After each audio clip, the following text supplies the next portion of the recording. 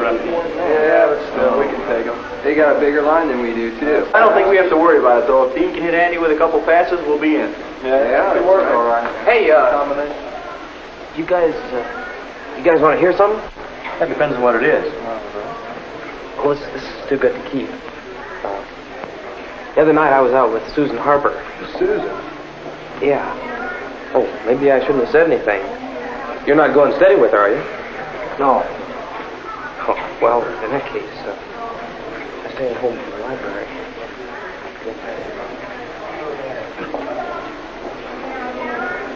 Susan said that? Yeah, that's what she said. No kidding. No. Yeah. Hey, there's the bell. We better. Well, I got to take it easy, guys. See you back later. I think he's just bragging. I doubt if he even had a date with Susan. Mel's the kind of guy who'd say anything to get some attention. See you, Frank.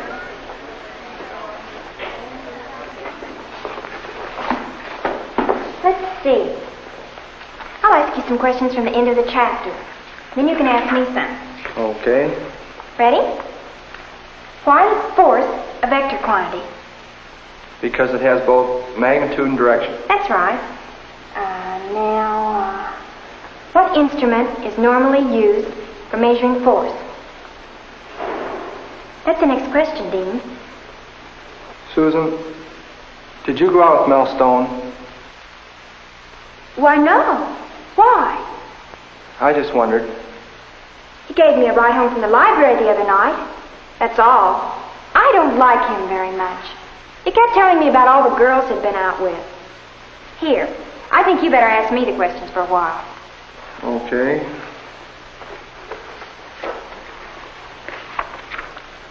Let's see.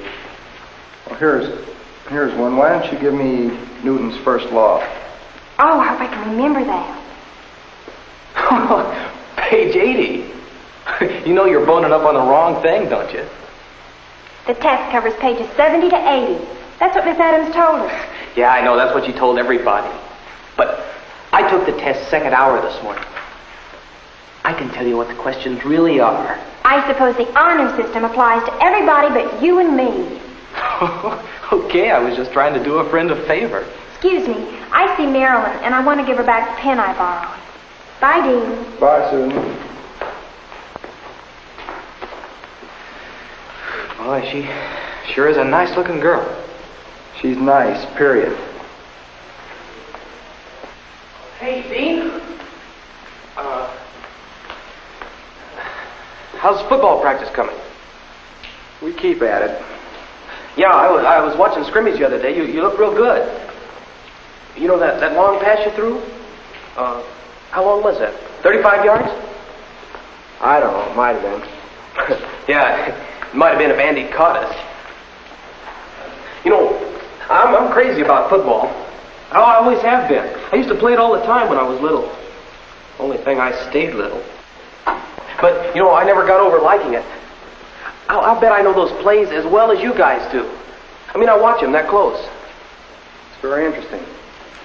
Yeah, that's how come I can spot it when somebody's not doing his job, like Andy not catching that pass. I wonder if the coach knows Andy's breaking training. What you say? Yeah, I thought you'd be interested. I thought you'd like to know where the foul-up is, because you can't win that game with East High by yourself, and Andy's letting you down. Listen, Mel. You start spreading guff like that around, and I'll personally shut you up. It's not guff. It's true. The other night at 10:30, I saw him walking down Jefferson Street, and he's supposed to be in bed at 10. Yeah, as a matter of fact, that was the night I took Susan home from the library. Ask her if you don't believe me. How I was coming back from taking her home when I saw it. I think somebody ought to tell the coach, don't you? I told you, if you start spreading anything against Andy... Well, why should I tell the coach anything? It's your team. Oh, forget it. Okay, suit yourself. I still think you ought to tell him.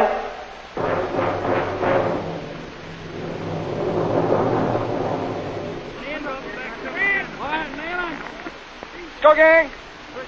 Hut one. Hut two.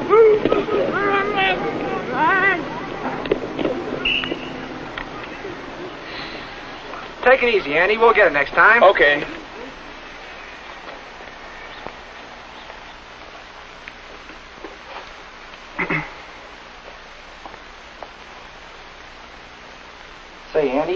Yeah? Have you been staying up late at night or something? Who told you? Nobody has to tell me your timing's all off.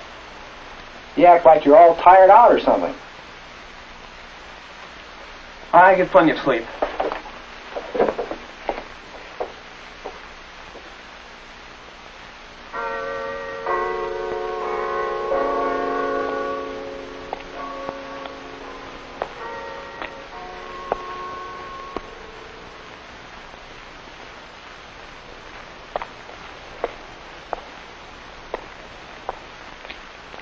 Andy? Look, Dean, I wasn't actually lying to you. I've got to do this. Believe me, I've got to. I don't get it. You know how important that game is, and you know what the training rules are. You bet I know how important that game is. And that's why I've been out walking late at night when nobody could see me. But I didn't lie. I get plenty of sleep. I take a nap every night, right after supper, before I start studying. I just go out for a walk just before I go to bed. But why? That bad knee. In the last game I got it twisted, just a little bit. But you know what the coach said. If it ever bothered me again, I was through. I just couldn't let him or anybody see me exercising it. I've had to do the work on my own. Andy, you might be hurting yourself. I think you better tell the team doctor. And get sidelined? No, sir. I know what I'm doing. Tomorrow's my last game, and I intend to play in it. The walking I've been doing's working. That knee's a lot better than it was 3 days ago. I still don't like it. I wish you'd tell the coach or the doctor. I'll be all right, Dean. Don't worry about me. You'd better worry about getting home and getting some sleep yourself. You didn't have a nap after supper.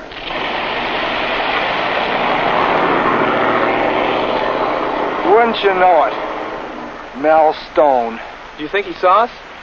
I think he saw us.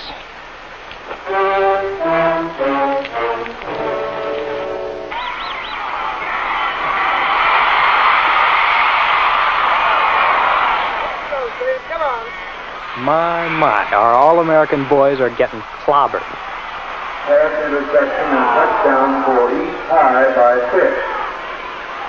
The kick was no good. Come on, gang, let's go! First and 10 on the 35-yard line.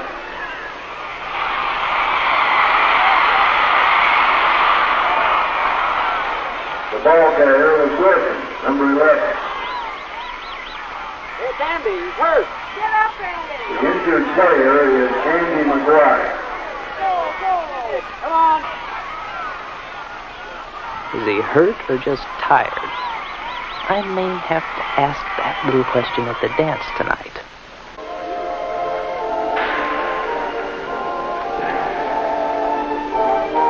Golly, everybody's sort of quiet tonight. I guess they're tired after the game. Susan, you can't have much of a victory celebration without a victory. Don't feel badly. We all knew they were going to be tough. I just hope Andy isn't hurt seriously. Uh-oh, look who's coming. Oh, why so glum, football hero? You didn't actually expect to win against guys who stick to training, did you? Mel. That's right, Susan. You don't know about Dean and Andy, do you? I know they played a hard game against a team that was a lot bigger than they were. Let it go, Susan. It doesn't matter. Well, it does to me. You know what I think of you, Mel. I think you're just plain jealous of Dean and Andy. They're athletes, and they get along well in class. And everybody likes them. And you just can't stand that. Boy, she's really sold on you, isn't she? I guess you didn't tell her where you were late last night. I guess she doesn't know why you played such a rotten game. Dean, what's he talking about? Why don't you get lost, Mel? What good is all this doing you anyway? Did you hear? The lady wants to know what I'm talking about. I don't want to hear it. Sure you do. You're just dying to hear it. As a matter of fact, everybody here is dying to hear it. Go ahead, make a speech, hero. Please, Mel. Are you going to speak up, Deanie boy, or shall I tell? You're bothering us. Beat it.